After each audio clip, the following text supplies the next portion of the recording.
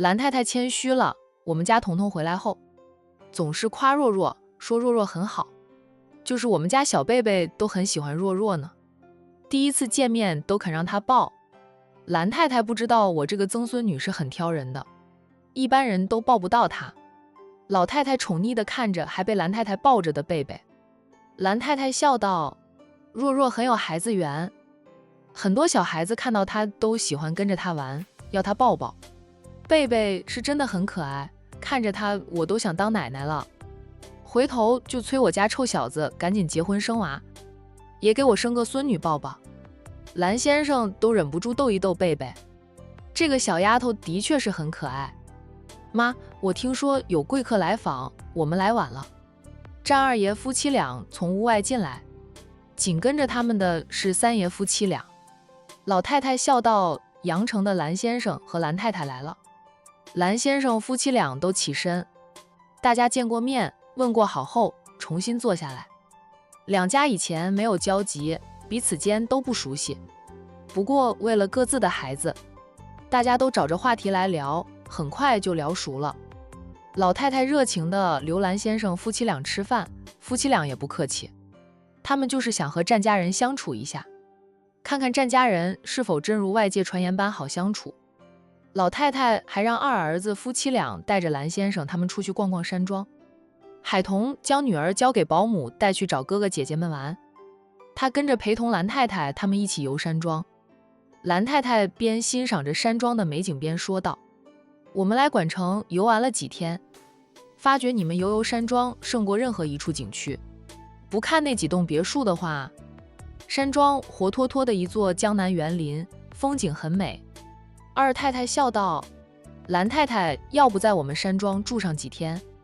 这几天孩子们都回来了，山庄里热闹得很。”兰太太说道：“这不太好吧，太打扰你们了。”心里是愿意的，住几天的话，对战家人就更了解，有什么不好的不会打扰。你们愿意住几天，我们老太太会很欢喜的。她老人家就喜欢人多热闹。二太太热情的挽留，兰太太和丈夫交换一下眼神后，她说道：“二太太这么热情，那我夫妻俩就厚着脸皮在你们山庄住上几天。”她环视一遍周围，说道：“你们山庄很大，逛一会儿是逛不完的，住上几天正好。就是既然来了，就要好好的玩几天。”就这样说定了，住下来。二太太扭头对海童说：“彤彤，你帮我打电话给我那边的管家，让管家收拾间客房出来，让兰太太住下。兰若若是老七爱上的人，老七是二房的老小，二太太招待未来的亲家，没有人能跟她抢。”好的。海童当即打电话给二房那边的小管家，让小管家收拾客房给兰太太夫妻俩住。现在这季节正是荷花盛开的时候，咱们去赏赏荷。二太太亲热地挽上了兰太太的手臂，带着兰太太往河源的方向走去，还扭头对丈夫说道：“老战，你可以和兰先生在河池旁边的凉亭下棋。”二爷问未来亲家：“老兰会下棋吗？”兰太太接过话来：“她最喜欢下棋了，平时在家里总叫我陪她下棋，可我棋艺不精，跟她下棋盘盘皆输，我就不喜欢陪她下棋了。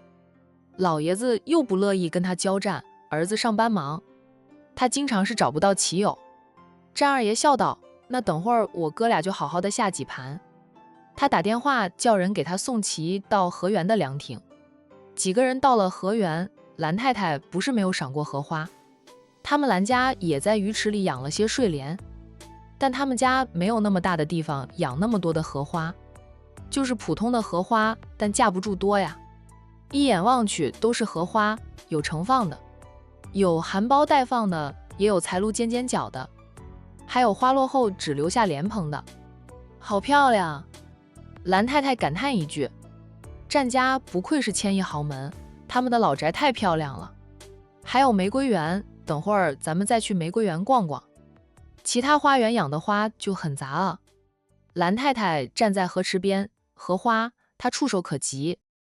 我们来的时候，在山脚下看到好多的花田，听说你们山脚下的花田供应很多花店的生意，他们还没有上山，就是山脚下那成片成片的花田，蓝太太都觉得好漂亮了。花只有一朵时，可能看不出它的漂亮，成片成片时就会觉得特别漂亮。二太太答道：这个得问彤彤了，她现在开始接管我们山庄的大小事情。海童说道：管城各大花店的很多花，的确是由我们山庄脚下的花田供应的，还有邻近的好多城市的花店都从我们这里进货。如今流行网购、直播，网上订单也多了，我们家的花开始发往全国各地。海童是战家的大少奶奶，战印是当家人了，她自然也是当家少奶奶。婆婆已经处于半退休状态，后宅的生意很多都移交给她，她自己有公司，还要挑起家族的重担，才会越来越忙。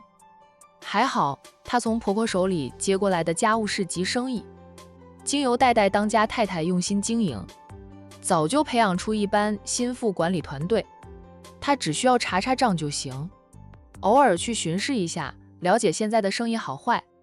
若是跟不上时代了，她就需要和管理团队调整策略或者转行。打理花田的管理团队则是她经常接触的，对花田的生意知道的更多一点。蓝太太点点头，是呀，现在都是搞直播，就是我们蓝氏也有直播间的。时代在进步，他们也要跟着时代走，否则很容易被社会淘汰。二太太又带着未来亲家去玫瑰园，最后去了儿童游乐园。只因蓝太太听到了孩子们的欢笑声，二太太便带着她去儿童游乐园了。蓝太太这个豪门贵妇人都有点吃惊于战家的豪，游游山庄又大又美，还打理得很好，到处都是干干净净的，还为小孩子专门打造了一个儿童游乐园。家里地方不大的都不行，儿童游乐园一般的孩子在玩乐，小一点的还有保姆跟随，大一点的像宝宝这样懂事的了，就不用保姆时刻盯着。蓝太太看着那么多的孩子在玩闹，在心里想着，战家还真的是家大业大呀。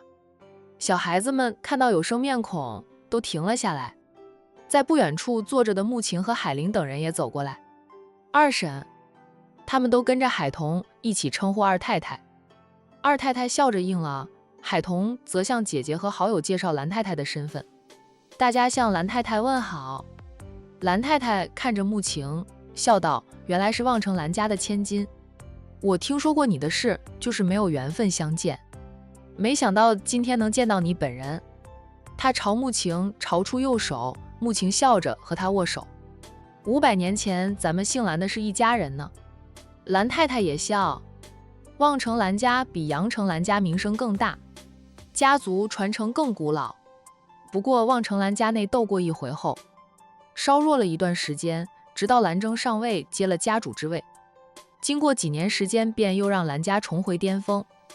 上一任蓝家主也就是穆晴的亲爸，与他太太的事很多老一辈人也知道。望城蓝家内斗的时候，蓝太太还没有嫁入蓝家，不过与丈夫是早已相识的。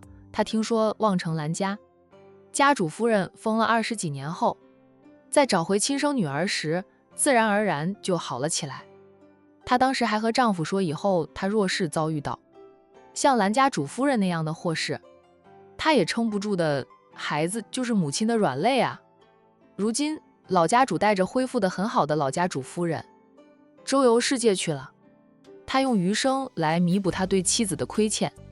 穆晴生娃时，他亲生父母回来了一段时间，等孩子满月后又出了远门，然后现任家主夫人生娃时，那对老夫妻也回来过，之后便很少回来，定时给儿女报平安。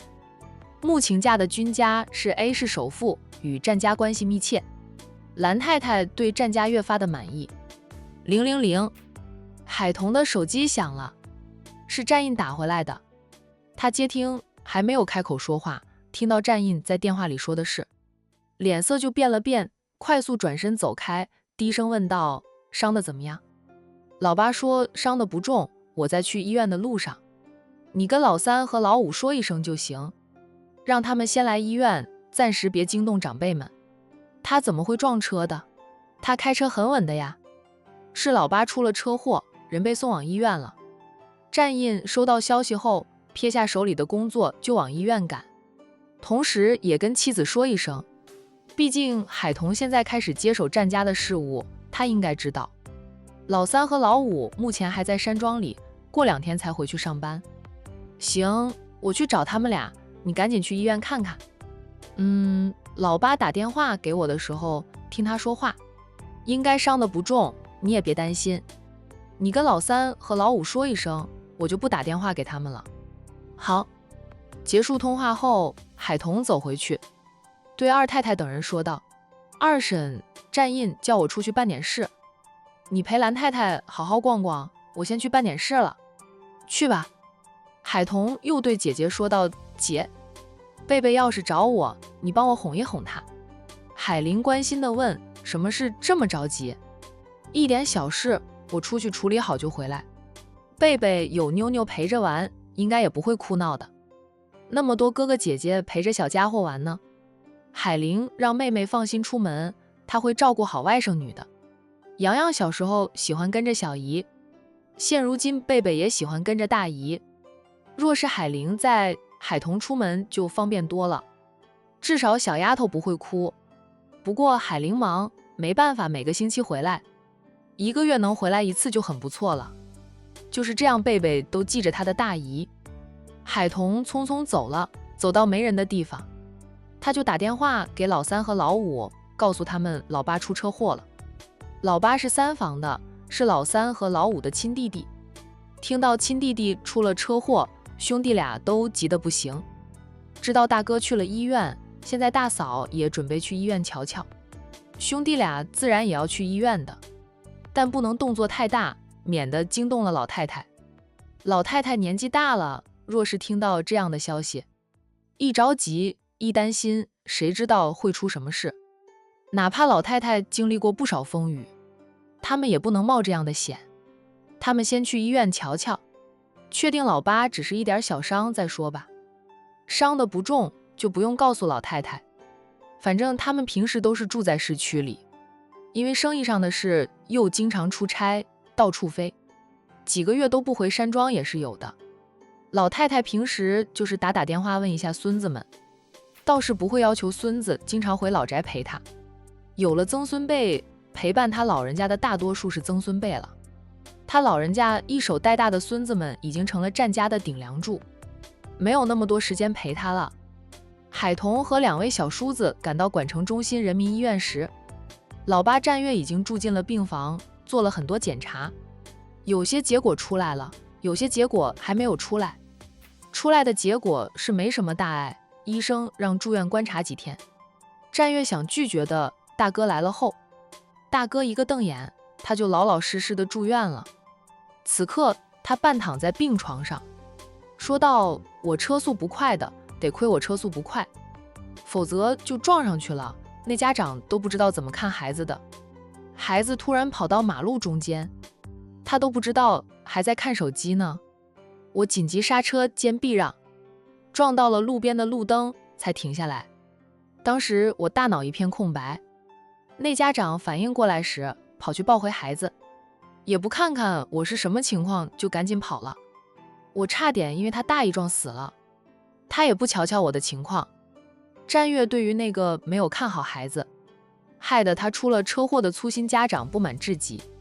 今天是他车技好，车速不快，车子够硬，撞上路灯人也没有多大问题。换成其他人，刹车不及就会撞飞那个小孩子。就算像他这样紧急避让撞到路边去，也有可能会比他伤得重。那些粗心大意的家长带娃，真出了事，哭天喊地的告这个告那个，指责这个指责那个的，就是不找自己的错。战印安慰的道：“人没事就好。我当时碰撞，上半身与方向盘碰撞的厉害，感觉胸口很痛，拍了片。等结果出来，现在都还很痛。挡风玻璃碎了，手被离碎片划伤了，流了点血，不过这点伤没什么。其实我检查一番就可以了，没必要住院的。